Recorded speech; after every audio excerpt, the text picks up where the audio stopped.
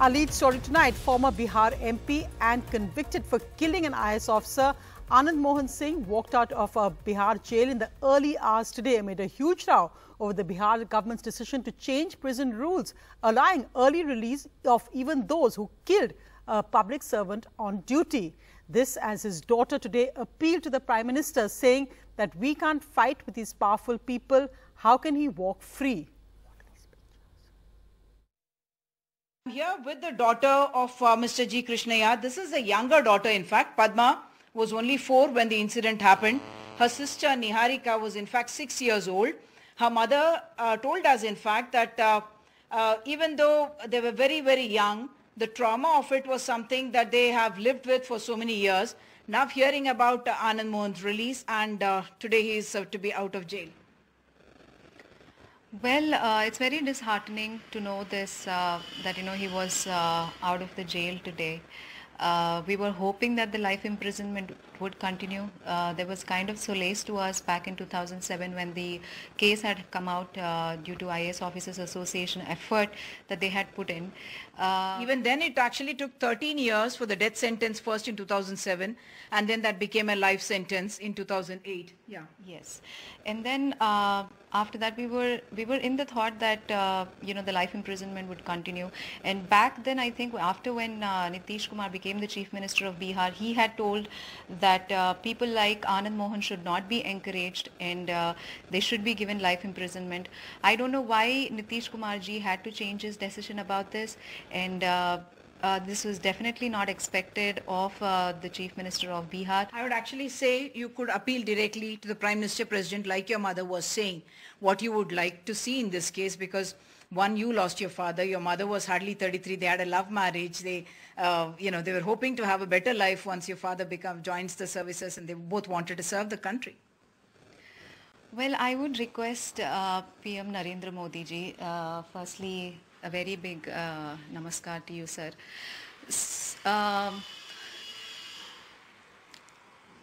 You're getting emotional. Yes. Well, our struggle, sir, has been, there are no words that I can express about it. Not about us, but my mother. I'm 35 now, so I can relate to how much my mother would have gone through at that point of time. She was hardly 33. मेरा बस यही request है कि ऐसे लोगों को society में नहीं आना चाहिए, सर। हम बहुत ही ज़्यादा, हमें इतना पावर नहीं है कि हम फाइट कर सकते हैं, मगर हम बस यही चाहते हैं कि आप हमारी बात सुने और ऐसे क्रिमिनल्स को एक ऐसा लॉ लेके आए जहाँ पे ये गैंगस्टर, ये जो माफिया, ये जो चल रहा है, सारे ऑफिसर्स लोग घर से वहाँ घूम सके बिहार में सेफ, या किसी भी स्टेट में। That powerful emotional appeal of a daughter who lost her father when she was just 4 years old. Today she sees the father's killer walk free. Our reporter on the ground, Tanushree Pandey, also spoke to the son of Anand Mohan. Now the son, who's an RJD MLA, is getting married soon.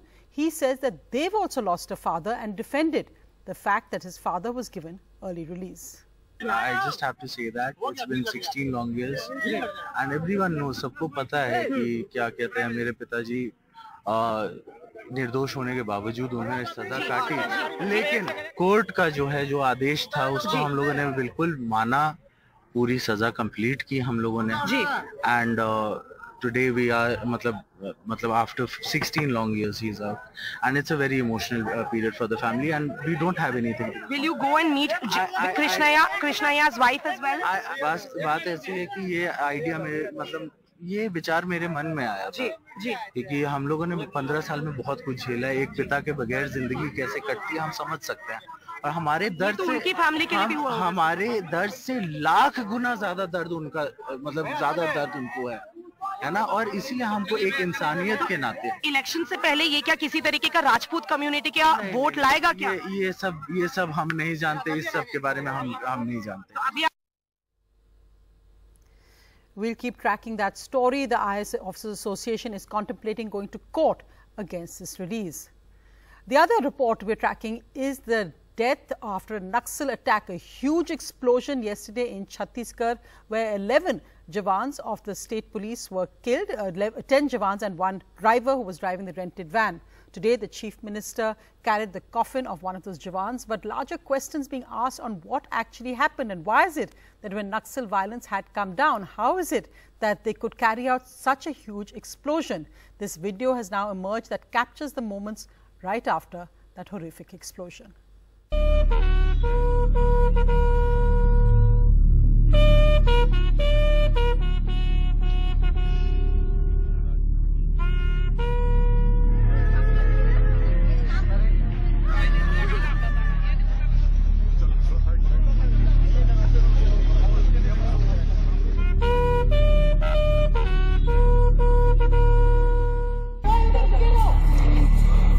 A policeman moving into position to fire at rebels minutes after a massive blast killed 11 of his colleagues.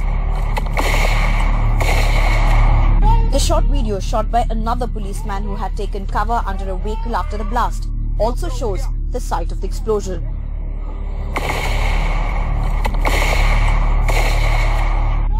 In the video, a chilling reality, a voice is heard amidst gunshots.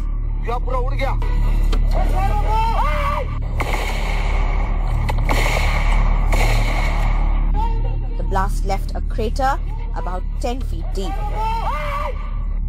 Towards the end of the clip, gunshots can be heard. The policeman who shot the video spoke exclusively to NDTV. Total कितनी गाड़ी थी पूरे काफिले में? काफिले में सामने एक पिकअप थी, हाँ, बाद मेरी स्कॉर्पियो थी, हाँ, तो होने के बाद तूफान जो फोर्स गाड़ी थी वो सामने आई, वो ब्लास्ट हुई उसके बाद। अच्छा, तो ये क्या आमा पंडुम के लिए वहाँ लड़के रोक रहे थे क्या? या आप लोगों ने नहीं देखा क्योंकि आगे गाड़ी ब्लास्ट हो गया था? हाँ, आमा पंडुम के लिए रोका था उन लोगों को? हाँ, उससे पहले रोका गया था 100 मीटर। तो उस टाइम कोई बचा था या कोई भी नहीं बच पाया? सीधे ब्लास्ट में सब उड़ गए आपके साथी? ब्लास्ट में सब हो गए थे, सब खत्म हो गए थे। जिनका जो पीछे बैठे थे शायद वो गेट के वो खुलने की वजह से आ गए थे, वो भी बाद में उनकी उठे। The blast which took place in Dantewada is the biggest Maoist strike in Chhattisgarh in the past 2 years. Chief Minister Bhupesh Baghel shouldered a coffin of one of the jawans. ये शहादत बेकार नहीं जाएगी, बल्कि और तेजी के साथ ये लड़ाई और लड़ी जाएगी। Chief Minister Bhupesh Baghel said the fight against Maoists was in its final phase and that the rebels will not be spared. Questions have been raised over why a road opening patrol did not sanitize the route that a convoy of DRG took before Maoists ambushed them. The basic aim of the exercise is to prevent such attacks and ambushes. Why were the policemen of the District Reserve Guard travelling in a rented van and not an armoured vehicle? A local festival popular with children called Amapandum was being celebrated some 100 meters from the ambush site, but nobody took a note of the gathering. Sources say Maoists forced the locals to hold the festival near the ambush site as cover for the attack. Vehicles slowed down near such gatherings as many children tend to be around the road. DRG personnel used to walk down the route, but they have been using four-wheelers for the past few months. The DRG's operations manual, however, does not recommend road opening patrols and other field teams to use four-wheelers. The police used the same vehicles in the recent past, and that might have helped the attacker identify, track and ambush them. The attack happened barely 700 meters from the Arunpur police station, yet sources say the Maoists managed to dig a foxhole nearby and plant a large bomb. Experts feel there was also a lack of human intelligence.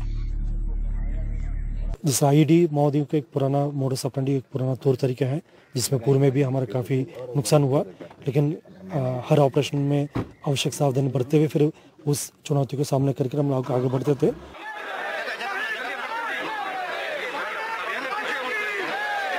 Amid cries and loud chanting of Bharat Mata Ki Jai, wreaths were laid on Thursday at the bodies of 10 police personnel and a civilian driver.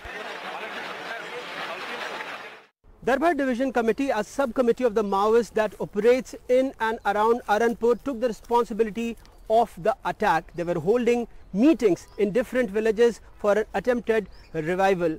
The last big attack carried out by the Darbhar Divisional Committee was during Lok Sabha elections when they killed BJP MLA Bhima Mandavi, and as per sources, area commander Manju was also present at the spot. With Zulfikar, Vikas Tiwari and camera person Rizwan Khan, Anurag Dwari for NDTV. A tragic attack there. Moving to other news. Well, Vishnu joins us now because this really is a hugely critical meeting of the India and China defense ministers in New Delhi. Vishnu. Well, Sonia, I think it's very, very significant because this is the first visit of the Chinese defense minister to India since the Galwan crisis of 2020, and the message which the defense ministry has come out with, which is what was conveyed to the Chinese general, is, I think, the strongest message that India has ever conveyed to China in recent times, where they have said, and I quote, Mr. Rajnath Singh reiterated that violation of existing agreements has eroded the entire basis of the bilateral relationship, and that disengagement at the border will logically be followed by de-escalation. Another important statement, the Raksha Mantri categorically conveyed that the development of relations between India and China is premised on prevalence of peace and tranquility at the borders. Now, they've said this before, but I think it's the use of words right now which has really changed what the entire situation is. And I think that's what India and China need to actually look at very closely. Vishnu, thanks so much for that update. Well, let's move across the other big headline. The Chief Justice today importantly asked the centre, how can same-sex couples avail social benefits? The Chief Justice said to the government, look at how to address issues without granting marital status. While the Solicitor General was arguing, the Chief Justice said he agrees that the question of marriage could be in the arena of the legislator, but now what? What does the government want to do with cohabitatory relations? The Supreme Court has asked for the centre's response next Wednesday. Before that, the Solicitor General also argued about how same-sex marriages and the question of it and privacy also raises larger issues as well. The Home Minister Amit Shah today had a meeting with the Civil Aviation Minister to look at record passenger traffic expected at airports across India in view of the upcoming summer holiday rush. The big focus was also how to speed up security and check-in, which comes under the Home Ministry. So, preparation being made there for the summer holiday rush coming up, which is expected to surpass pre-pandemic levels. Well, today, the head of the Indian Olympic Association, PT Usha, has come out with strong remarks on the wrestlers who are currently on protest, saying that they shouldn't have hit the streets without speaking to them. They've now appointed a 3-member ad hoc committee to run day-to-day affairs, but the wrestlers have opposed what PT Usha has said. इसलिए ना हमारा athletic commission है, वो लोगों को पहले थोड़ा तो डिसिप्लिन तो होना चाहिए, है ना? तो they should come to us earlier if they have a real problem. Instead of coming to us, they are gone straight away to street. No, it is not good for the sports. ये बात सुन के बहुत दुख हुआ क्योंकि एक महिला खिलाड़ी हो के वो महिला खिलाड़ियों की नहीं सुन रहे हैं। हम बचपन से उनको फॉलो करते आए हैं, कहीं ना कहीं उनसे इंस्पायर्ड भी हुए हैं कि उन्होंने देश के लिए इतना अच्छा किया है और हमें उनसे प्रेरणा भी मिली है। लेकिन एक महिला हो के अगर वो ये बात बोल सकते हैं ना, तो मतलब कहाँ डिसिप्लिन कर दिया। हम तो शांति से यहाँ बैठे हैं और हम बैठते भी नहीं यहाँ अगर हमारी सुनवाई हो जाती तो। Well, a quick look at markets. The Nifty ended above 17,900 today. The Sensex gained 348 points, ending at 60,649. The Nifty also gaining 101 points. Today, realty stocks led the gains. The rupee ending flat at 81.84 to the dollar. But some news coming from Indian IT, which is indicative of a slowdown, with both Wipro and Tech Mahindra's Q4 results disappointing. After Infosys, Wipro has lowered its revenue guidance today. IT firms are indicating a slowdown in their deal making, which will weigh on earnings. Around 25% of all IT services business depends on banking, financial services and the insurance space. Business experts are saying that India's service exports will see an impact in the medium term. The second batch of Indians evacuated from violence hit Sudan are back for Delhi late last night and Mumbai this afternoon. Here's what they had to say. 10-year-old Adi Jain, among the 360 Indian nationals rescued from Sudan, recounts how each day in the conflict-hit country had become life-threatening. यहाँ पे guns चल रही हैं, bombs फेंक रहे हैं और मतलब ऐसे बिल्कुल खराब हालात हैं. Adi and her family feel lucky to be among the first set of people evacuated from the North African country. After more than 10 days of incessant fighting there between the army and the paramilitary forces in a power struggle between the generals of the two forces. After Operation Kaveri's first rescue flight reached the national capital yesterday, a second one carrying 246 more Indians landed in Mumbai today. A mother rescued from Sudan says she feared for her children's lives there every moment. बस जान बचा के हम वहाँ से आए. Even हमारा जो मनी वगैरह था वो भी तिजोरी के अंदर जो था वो छोड़ दिया हमने. The Indian Navy also continues bringing Indians to Jeddah in Saudi Arabia. After INS Sumedha, INS Teg on anti-piracy patrol was diverted to ferry those who were stranded. And now INS Tarkesh is also in action.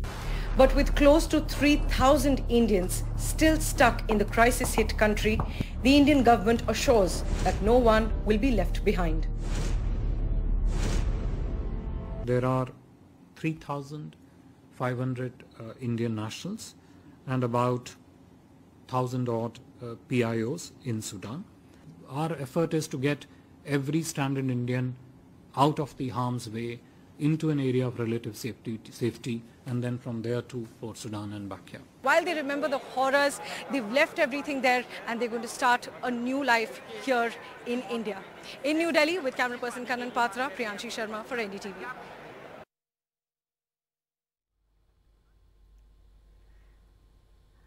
Today, a day of mourning as thousands turned out for ex-Punjab Chief Minister Prakash Singh Badal's funeral. From politicians to the Aam Aadmi, all remembered his huge political legacy to Punjab and politics in India.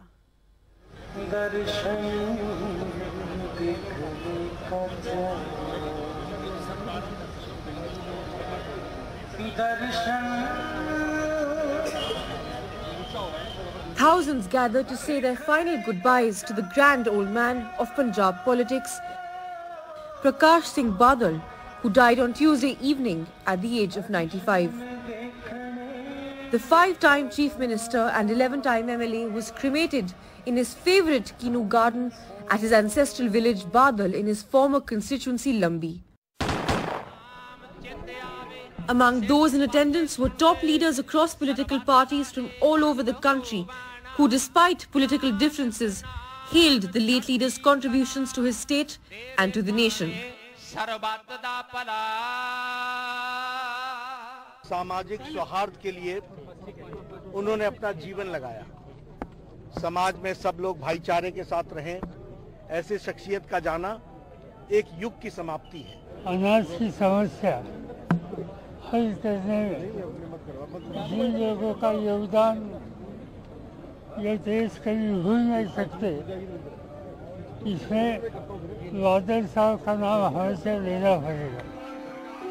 Badal was the tallest political leader in Punjab with a career spanning 75 years.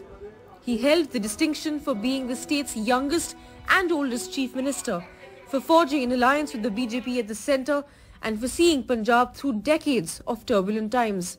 His legacy is carried forward by his son and former Deputy Chief Minister of Punjab, Sukhbir Badal.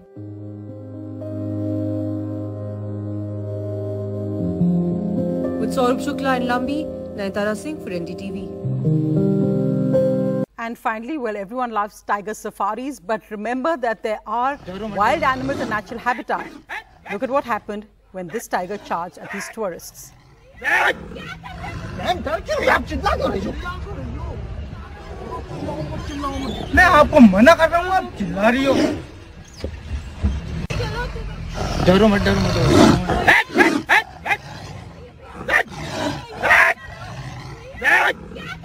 Ma'am डर क्यों रही? आप चिल्ला क्यों रही हो? मैं आपको मना कर रहा हूँ, आप चिल्ला रही हो। We'll take a quick break now, but lots more coming up after this.